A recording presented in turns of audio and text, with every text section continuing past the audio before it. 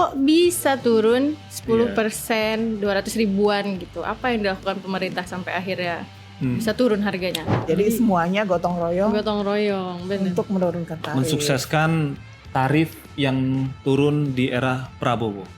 Tapi sementara Nataru doang. Iya. Ceritanya sampai Idul Fitri nggak nih? Soalnya banyak yang nanya. Kebagian gak nih orang-orang yang mau lebaran gitu. Masa yang Natalan doang? Ada yang nanya, kenapa nggak terus aja sih? Bablas gitu ya. Boncos. Ya, jadi demand tinggi, ya kan? Pesawat berkurang, sementara tarif batas atas nggak berubah. Jadi maskapai naruh tarif di batas atas terus. Mepet gitu di atas Jadi terus. sepanjang tahun kita peak season nih, Pak. Nggak ada low season. Iya.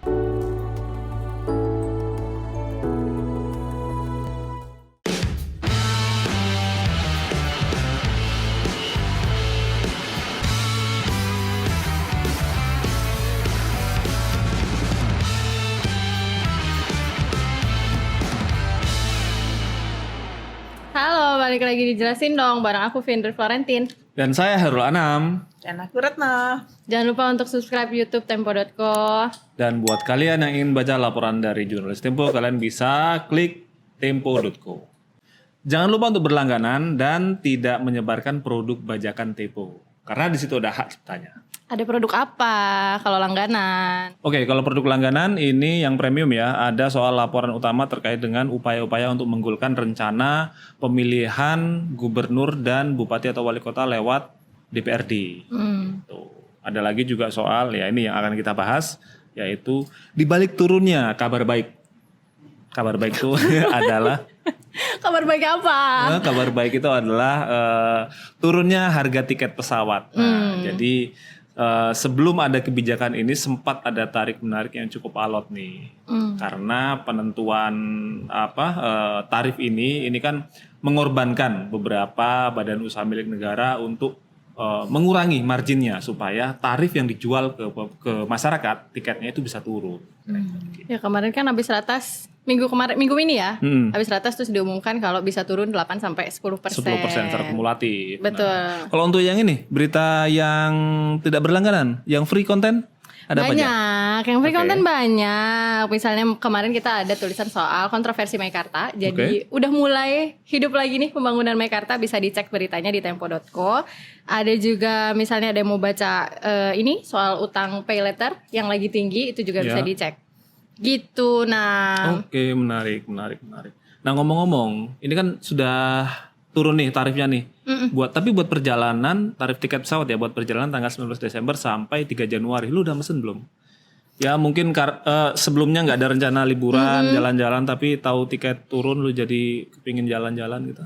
Masih ngecek-ngecek sih, Mbak Retno tuh udah ngasih info. Mbak, kalau ke Bali berapa Mbak? Udah ada daftar harga belum? Udah sih, tapi Garuda masih 1,7. Ya, jangan Garuda dong. Kalau Lion berapa Mbak? Yang menarik pasti destinasi wisata kan yang dicari ya. Ini ada Jakarta Bali nih, dari semula mulai 1 jutaan menjadi 800-an. Menarik gak sih? Wah. Boleh lah. Masih masuk budget. Masuk. Segmen elastis dia. Iya, betul. Ada Jakarta Silangit, Kuala Namu, Jogja. Tertarik Jogja nggak?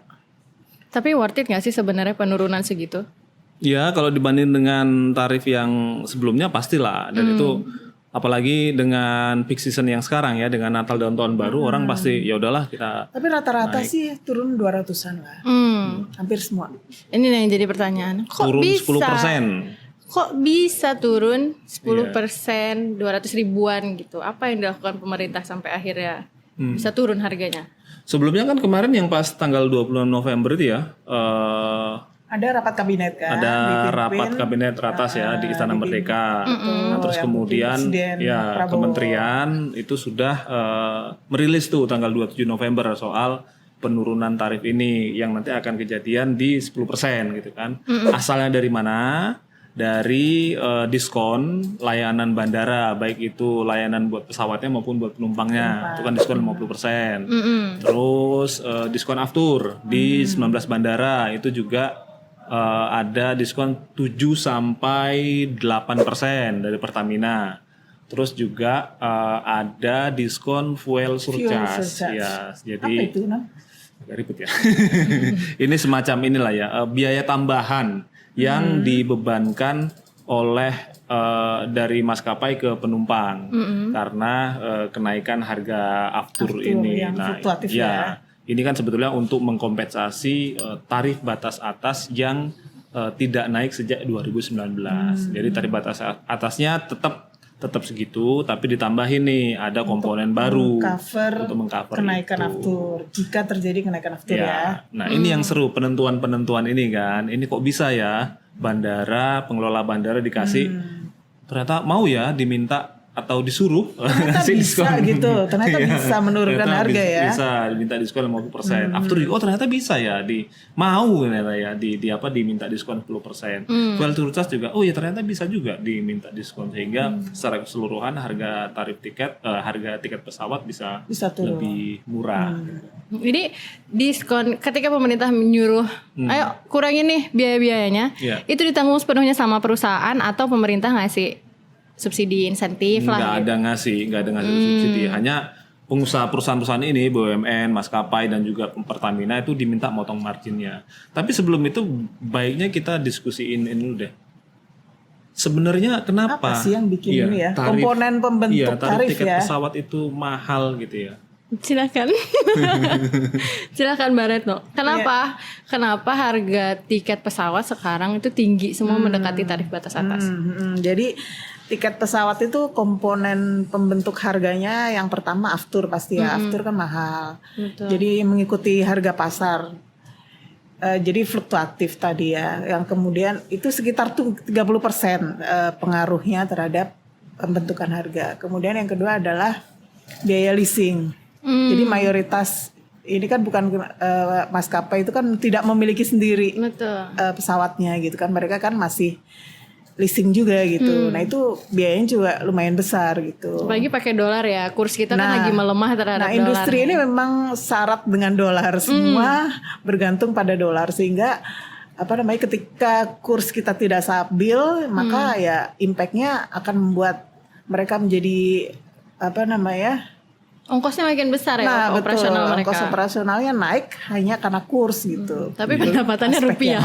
Nah itu dia. Iya kan. Tambahan harga tiket mau dibikin dolar. Nah tambahan biaya itu salah satunya juga maintenance juga mahal tuh. Maintenance sekitar nyumbang 30% dari total biaya operasi maskapai yang kemudian dibebankan dalam bentuk tarif gitu kan.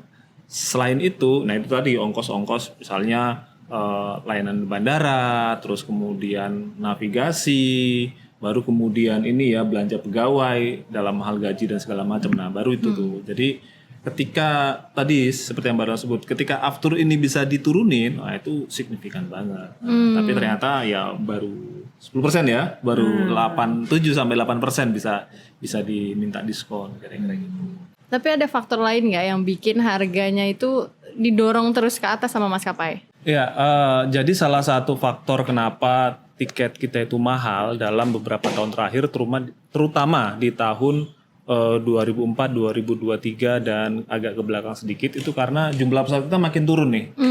Makin turun, ya ada sekitar 100 armada pesawat yang hilang. Iya, atau yang berkurang dari 2019 dibanding 2023. Itu penyebab utamanya adalah Garuda. Nah, jadi ketika Garuda kemarin sempat PKPU kan, bermasalah keuangan segala macam, kan beberapa rute-rute dia dipotong tuh, rute-rute yang tidak menguntungkan. Jadi dia hanya fokus di rute-rute yang paling menguntungkan, sehingga mau nggak mau pesawatnya dikurangi gitu. Lalu Lion Air juga dikurangi pesawatnya jumlahnya, tetapi maskapai di grup Lion yang lain kayak Batik Air atau juga muncul baru Super Airjet itu nambah. Gitu. Jadi dengan jumlah pesawat yang berkurang, tetapi kemudian demand penumpang ini kan naik terus nih. Dari 2021 sampai ke 2024. Jangan lupa kita habis COVID, yang semua orang nggak boleh pergi kemana-mana, tiba-tiba dibuka ya kan. Orang akan euforia gitu, pengen pergi kemana-mana gitu. Tapi ternyata ketersediaan maskapainya justru berkurang ya. Dan kuncinya tadi di Garuda sebenarnya. Karena Garuda kan terkenal dengan layanan yang bagus, makanya mereka pakai pasang harga yang tinggi kan. Betul. Ketika armada Garuda nggak ada, sementara pasarnya tetap ada, akhirnya maskapai lain naikin harganya yang mendekati harga-harga Garuda. Makanya sekarang semua harga tiket naik tinggi karena toh nggak ada pesaingnya, Garudanya nggak ada. Jadi mereka meskipun pasang harga tinggi, ada yang beli. Lu juga sempat liputan soal itu kan, soal jumlah pesawat yang turun, terus kemudian demand-nya tidak supply pesawat tidak bisa mengimbangi demand yang terus tinggi, yang terus naik dari penumpang kan. Betul. Kalau dari hasil liputan nih ngumpulin data dari 2019 kita bandingin sebelum pandemi, karena tadi pandemi jadi salah satu faktor yang bikin armadanya jumlahnya berkurang ya. Di 2019 itu kita masih punya 547 armada, tapi 2023 udah 412. 100 berkurang betul, 100 tadi kosong kan. Udah gitu ada faktor Garudanya lagi. Jadi kalau dihitung berdasarkan pangsa pasarnya, pangsa pasar Garuda itu turun sampai 20%-an, sementara armada yang lain itu maskapai yang lain itu sampai 80%-an. Itu yang bikin kenapa harganya makin mahal, karena armada lain maskapai lain punya armada lebih banyak dan mereka punya keleluasaan untuk naikin harga. Makanya jadinya nggak kekontrol. Tapi kalau menurut asosiasi, mereka alasannya ya wajar sebenarnya maskapai lain naikin harga sampai tarif batas atas, karena dari 2019 itu tarif tiket pesawat nggak pernah berubah. Sementara tadi biaya-biaya ada perang Ukraine misalnya sama Rusia bikin aftur naik, itu kan bikin biaya mereka bengkak. Tapi tarifnya tetap segitu, akhirnya mau nggak mau minus. Ketika ada kesempatan untuk naikin harga mendekati harga Garuda, ya udah kesempatan buat mereka gas terus di atas tuh harganya. Jadi demand tinggi, ya kan, pesawat berkurang, sementara tarif batas atas nggak berubah. Jadi maskapai naruh tarif di batas atas terus, gitu di atas kan. Jadi terus. sepanjang tahun kita peak season nih, Pak. Nggak ada low season. Iya. Jadi makanya kalau dulu kan harus beli ya. Iya, kalau dulu kan ada tarif yang mepet batas bawah kan. Harga 500.000 Jakarta Bali, 400.000 masih ada. Nah, sekarang jadi mepet ke 1 jutaan semua. Betul. Gitu. Dan ada data lain lagi nih yang menjadi penyebab kenapa tiket pesawat makin mahal. Jadi di 2019 ke 2024 itu kenaikan harga aftur 30%. Nah tadi salah satu penyebabnya ya karena ada geopolitik, perang dan segala macam gitu kan. Ngomong-ngomong kebijakan penurunan tarif nih, ini kan kita dapat informasi juga ya bagaimana sebenarnya pemerintah sudah memformulasikan gitu niat untuk menurunkan tarif tuh bahkan sebelum Presiden Prabowo ya, sejak sebelumnya ya. Juli. Waktu pemerintah bikin satgas penurunan tarif tiket. Jadi sudah dibikin satgas penurunan tarif tiket tuh sudah ada lama gitu, tapi nggak terrealisasi baru kali ini gitu. Iya. Jadi waktu itu sempat diformulasikan gimana sih caranya supaya turun gitu ya. Sempat ada pemikiran untuk kasih dalam bentuk PMN atau kasih perpajakan gitu ya. Ada beberapa opsi gitu. PMN bagi Garuda untuk nambah pesawat. Nah, iya supaya tambah suplai pasokan armadanya gitu ya, supaya tarifnya bisa berkurang. Tapi nggak bisa dieksekusi cepat. Betul. Untuk memberikan PMN, untuk pengurangan perpajakan itu kan harus berunding, harus bernegosiasi dengan yang punya domain ya, betul, dengan Kementerian Keuangan. Kalau PMN harus bicara dulu dengan DPR di Senayan gitu kan, itu butuh waktu yang lama gitu.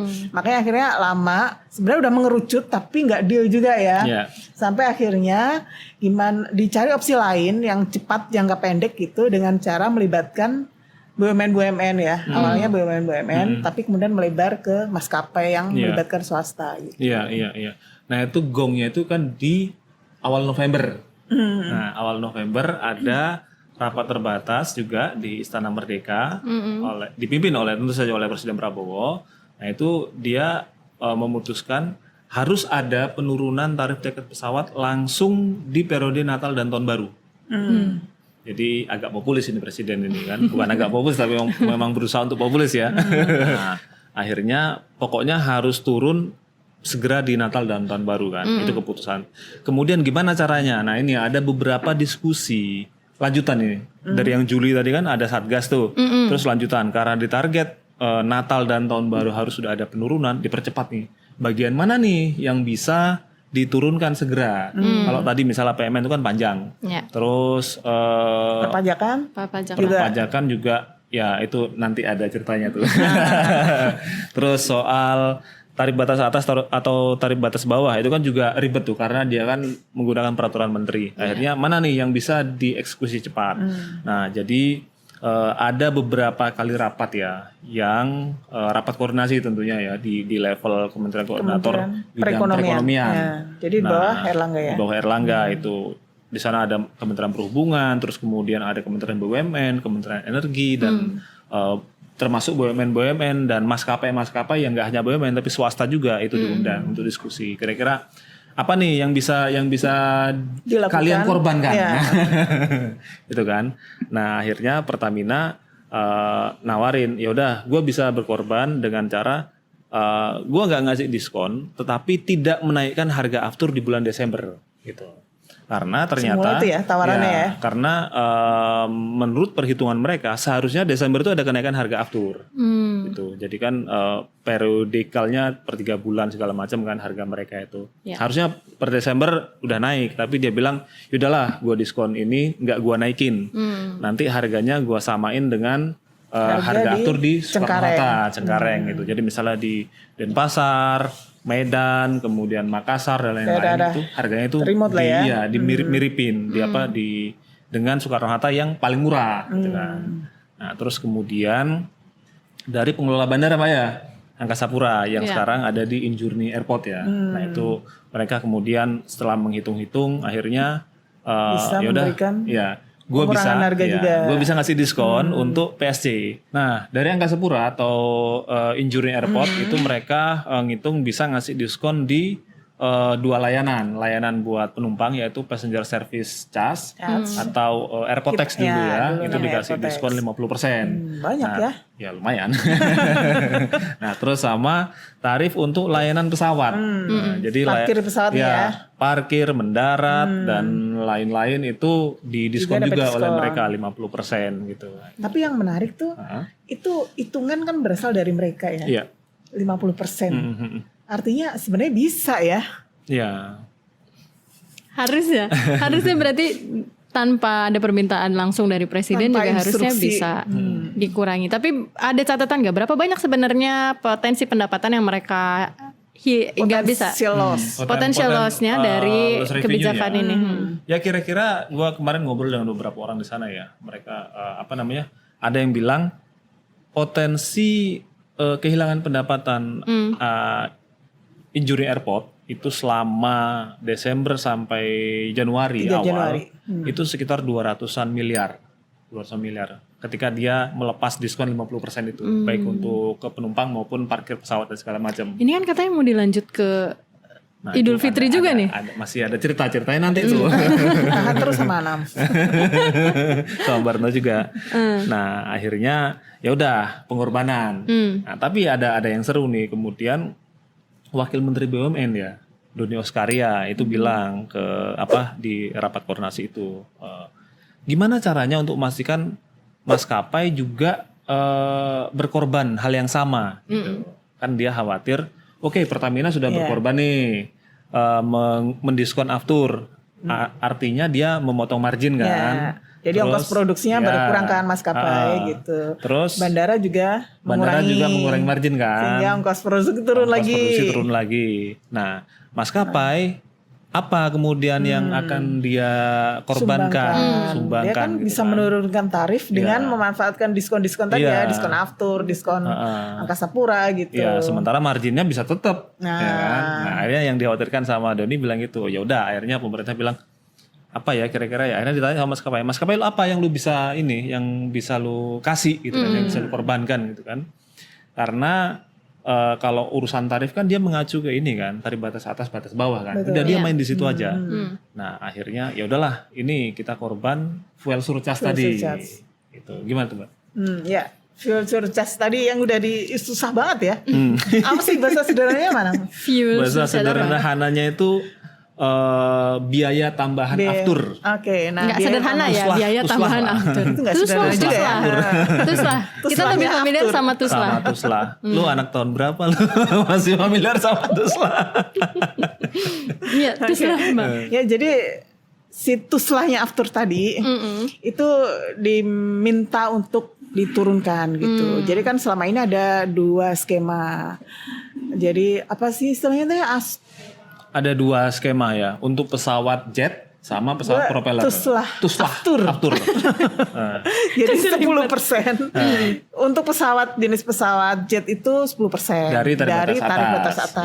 Ya. Nah, kalau pesawat punya propeller itu 20% dari tarif batas atas. Dia maskapai boleh menaikkan harganya gitu. Nah, itu diminta untuk diturunkan sama pemerintah. Mereka menghitung, maskapai menghitung, akhirnya bisa diturunkan. Untuk pesawat jet itu dari 10% menjadi 2%. Banyak juga. Kemudian yang untuk propeller itu dari 25 ya. 25 atau 30? 25. Turun menjadi 20%. Gitu. Itu pengorbanan dari si maskapai gitu. Jadi semuanya gotong royong bener. untuk menurunkan tarif. Mensukseskan tarif yang turun di era Prabowo. Tapi sementara Nataru doang. Iya. Ceritanya sampai Idul Fitri nggak nih? Soalnya banyak yang nanya. Kebagian gak nih orang-orang yang mau lebaran gitu. Masa yang Natalan doang? Ada yang nanya, kenapa nggak terus aja sih? Bablas gitu ya. Katanya boncos. Bisa jadi Garuda 2 itu, Angkasa Pura semua tuh dan Pertamina Patraniaga itu. Kalau suruh diskon begitu. Tapi muncul ide baru, muncul wacana baru. Nanti Lebaran bakal seperti ini juga. Sudah dipikirin ya ternyata ya? Dipikirkan. Nah, makanya kenapa nggak langsung aja sih ya? Karena ini hitung-hitungan dari pemerintah ya, dari Satgas itu mereka menghitung traffic atau lalu lintas penerbangan selama Natal dan Tahun Baru itu sama dengan 5%. Gitu. Jadi peak seasonnya Natal itu menyumbang 5% terhadap lalu lintas penumpang selama setahun. Nah, kemudian untuk Lebaran itu sekitar 6-7%, lebih besar sedikit Lebaran itu. Jadi kalaupun kalaupun dipaksa sedikit dipaksa juga sih. Kalaupun diminta diskon si BUMN ini, Angkasa Pura, Pertamina, maskapai juga diminta ngasih diskon, itu ya nggak bikin mereka sampai merugi lah. Pendapatan berkurang, tapi mungkin tetap untung. Hanya margin aja yang turun yang turun karena yang diambil itu cuma 5%. Plus Lebaran nanti yang 6% jadi ya 11% gitu. Ya mungkin 11% kehilangan pendapatan ya sekitar itulah. Tapi kan mereka akan dapat ini kan istilahnya pengembalian lah dalam bentuk perekonomian yang menggeliat, dalam bentuk jumlah penumpang ya, kuantitas secara harga mungkin mereka yang harusnya peak season dapat harga tinggi, mereka disuruh untuk turun tarif, tapi kan mereka dapat penambahan kuantitas penumpang gitu. Betul sih, Injourney dan Kementerian BUMN juga waktu ditanya berapa banyak nih loss-nya gitu karena harus dipaksa ikut aturan presiden, permintaannya presiden, mereka jawab normatifnya ya kita lihatnya dampaknya. Jadi multiplier efeknya setelah ada pergerakan orang baik dari perjalanan di pesawatnya nanti nyampe di daerahnya mereka belanja, muter ekonomi. Bahasa gitu. Nah, makanya pas itu ya tanggal 7 November waktu kementerian-kementerian mengumumkan kebijakan ini, itu kan ada catatan tuh dari Kementerian Perhubungan yang bikin rilis bilang bahwasanya untuk diskon di bandara, diskon layanan penumpang dan pesawat di bandara Cengkareng dan Ngurah Rai menunggu kabar tambahan dari Kementerian BUMN. Karena pada saat itu Angkasa Pura Injourney Airport masih menghitung nih. Ini kira-kira kalau semua dilepas berapa nih hilangnya ini. Nah, akhirnya baru pada 2 Desember itu Erick ngasih konfirmasi tuh. Oke, semua bisa nih 50% bandara ngasih diskon dengan tapi agak beda gitu ya. Kalau di sisi pemerintah atau di sisi BUMN masih ada kekhawatiran merugi gitu. Berbeda dengan swasta yang justru manfaatkan ini sebagai momentum untuk menarik penumpang sebanyak-banyaknya gitu. Kayak misalnya grup tadi merah ya, grup Lion lah. Singa merah. Singa terbang. Mereka tuh bagaimana memanfaatkan momentum ini dengan promo-promo mempromosikan lah ya, mempromosikan tarif mereka, membuat tabel harga sebelumnya sekian menjadi sekian, yang membuat inilah warga masyarakat terpikat gitu, sehingga yang sebelumnya nggak pengen pergi jadi tertarik gitu, kayak lu tadi. Iya, tergoda nih. 400.000 ke Bali. Tapi kita dengar selain Injourney, maskapai, terus Pertamina, itu ada lain lagi yang harus berkorban nih untuk memenuhi penurunan harga tiket. Siapa Nam? Awalnya Satgas itu juga tanya dan minta ke Airnav ya, yang mengatur navigasi lalu lintas udara. Lu gimana, bisa ngasih diskon nggak? Gitu kan. Jadi disuruh berkontribusi juga. diminta gotong royong. Jadi katanya gimana, bisa nggak? Itu kan. Akhirnya mereka menjelaskan Airnav ada kontribusi banyak. Nah itu dia. Jadi mereka menjelaskan bahwasanya biaya navigasi terhadap harga pembentukan tiket itu sangat kecil, Pak. Jadi ya mungkin nggak sampai 1% atau berapa lah. Jadi ya nggak nggak nothing lah, atau nggak berarti kalau misalnya kita juga ikut berkorban gitu.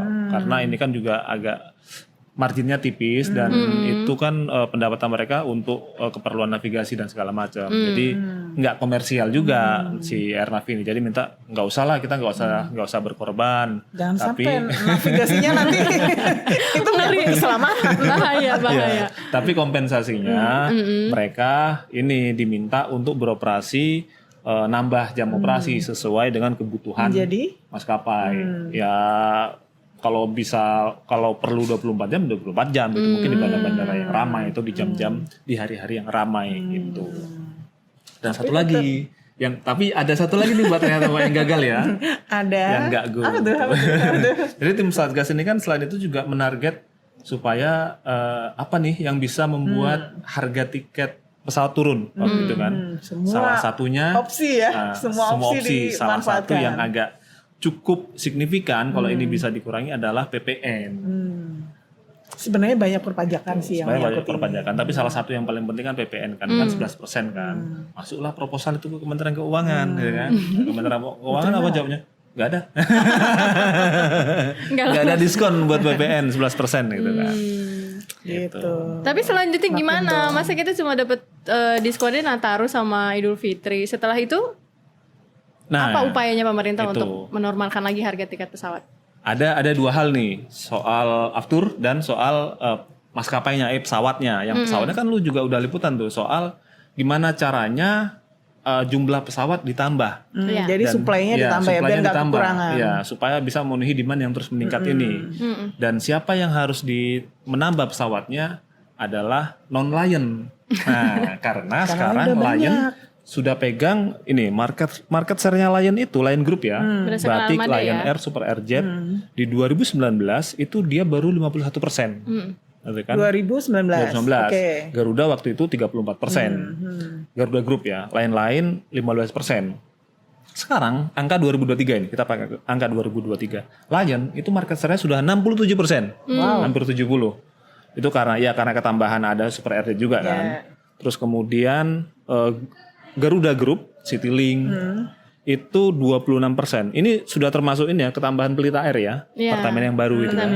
Nah, baru lainnya tergerus juga tuh 7%. Gitu. Jadi ini nggak imbang nih, harus ditambah maskapai armada pesawatnya. Tapi yang ditambah adalah either kalau nggak Garuda grupnya atau yang maskapai lain yang harus nambah, yang non Lion. Terus lu kan sudah sempet tanya kan ke Dirut Garuda yang baru soal rencana mereka untuk nambah pesawat, karena kemarin beberapa bulan lalu kayak Menteri BUMN Erick Thohir, terus kemudian Luhut, Budi Karya dulu juga udah sempat bilang perlu nambah pesawat gitu. Gimana Garuda? Ya ngomongnya lumayan lah. Mau nambah 20 sampai 30 armada katanya tahun depan aja. Tapi yang tahun depan. Tapi yang jadi pertanyaan adalah dari mana uangnya? Duitnya. Setelah kasus keuangan terakhir gitu kan, KPU jadi jadi banyak pertanyaan gimana caranya Garuda ini bisa mendapatkan pendanaan. Meyakinkan lessor, meyakinkan kreditur untuk modalin mereka pesawat. Nah ini dia, jadi mereka itu udah datengin Boeing langsung, Airbus langsung untuk ketemu dealing lah, gimana nih bisa nggak nyediain armada untuk kita. Soal dananya di rute Garuda yang baru bilangnya kita akan coba pakai dana internal dan juga dukungan dari pemerintah. PMN. Bahasanya gitu. Ya langsung PMN ya. Betul, artinya PMN. Akhirnya konfirmasi lah ke Kementerian BUMN. Apa yang akan dilakukan untuk membantu Garuda, karena Garuda ini salah satu penentu tadi harga tiket pesawat nih, kita jadi nggak bisa jalan-jalan nih kalau mahal terus kan. Terus waktu itu Arya Sinulinga yang bilang bahwa mereka lagi nunggu proposalnya dari Garuda, butuh berapa banyak, butuh dana berapa banyak, pembiayaan seperti apa yang mungkin diberikan kepada Garuda. Meskipun kalau kita bicara sama beberapa pihak kayak pengamat misalnya, mereka selalu bilang rasanya nggak pantas kalau pemerintah ngasih PMN ke Garuda, karena menurut mereka seharusnya biarkan Garuda berusaha sendiri. Ya, tapi kita belum tahu nanti keputusan pemerintah apakah akan ngasih PMN atau suntikan modal lewat cara yang lain. Nggak apa-apa sih PMN, asal yang pemegang saham lain juga nyetor. Ya, kalau enggak dulu sih. Enggak masalahnya kalau di kalangan pelaku jadi tidak fair ketika satu player itu mendapat proteksi, mendapat insentif dari pemerintah, sementara pelaku yang lain enggak mendapatkan fasilitas itu gitu. Betul. Sebenarnya itu sih konteksnya. Tapi satu lagi yang paling penting adalah aftur. Karena ya ini isu lama kan Mbak ya. Aftur selama ini dimonopoli oleh Pertamina. Itu gimana ceritanya? Sehingga harganya jadi paling mahal kalau di Asia Tenggara. Memang faktanya sih sekarang masih Pertamina yang punya bisnis itu ya di Indonesia ya. Tapi sebenarnya secara regulasi itu tidak ada monopoli, tidak mengkhususkan kepada Pertamina gitu.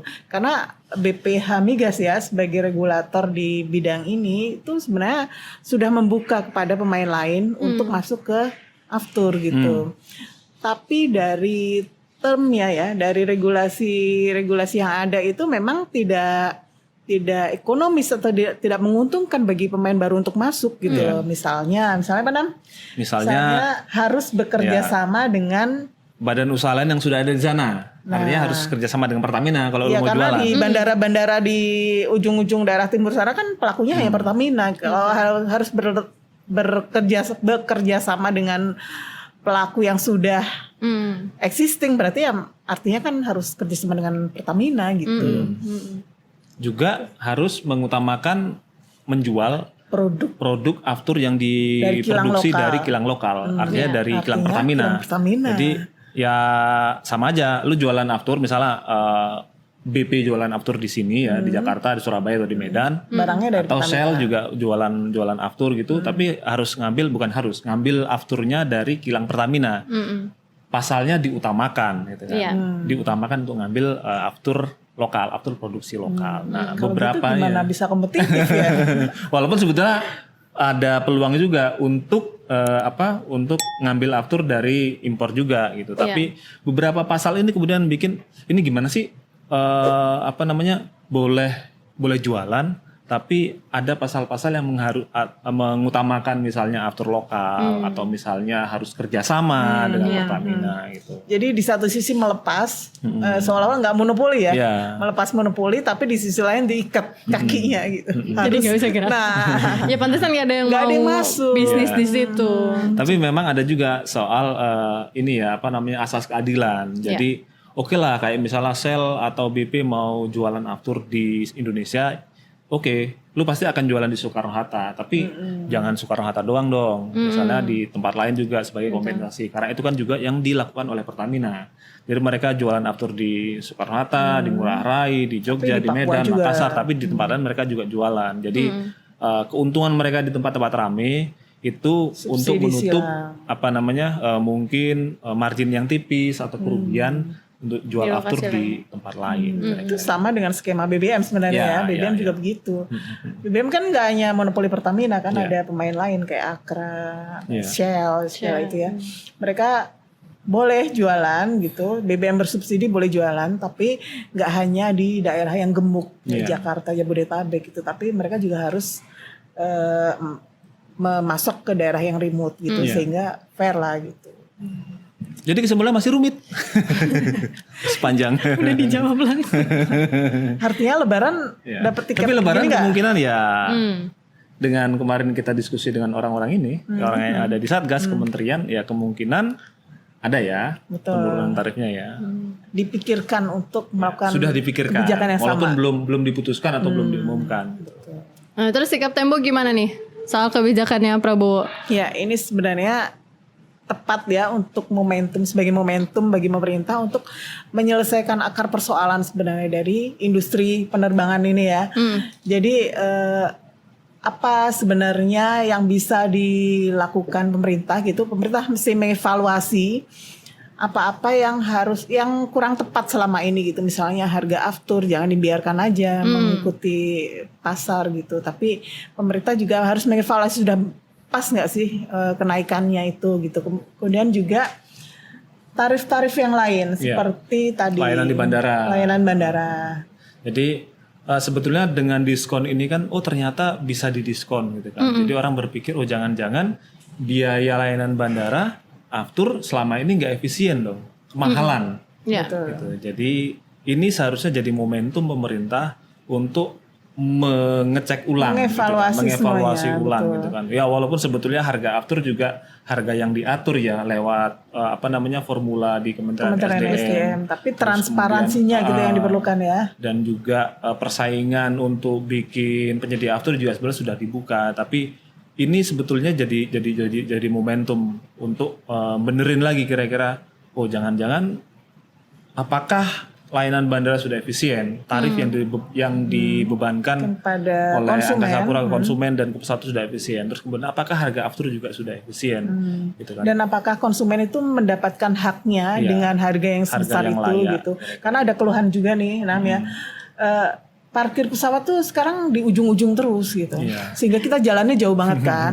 Padahal ternyata parkir di yang tempat deket-deket yang strategis itu kosong gitu. Jadi itu bagian dari efisiensi tadi. Jadi kalau di Nataru ini bisa, di Lebaran nanti rasanya mesti bisa dan seterusnya harusnya bisa juga dong. Gitu. Jadi kita bisa jalan-jalan terus. Ya, karena pesawat kan tulang punggung angkutan Nusantara yang kepulauan. Baik. Cukup ya Anam ya. Sebelum kita akhiri, kita mau ngucapin selamat Natal buat teman-teman yang merayakan. Dan selamat tahun baru. Tahun baru. Mau 2025 aja ya. Mau terima hampers nggak? Kasih sayang aja. Kasih sayang.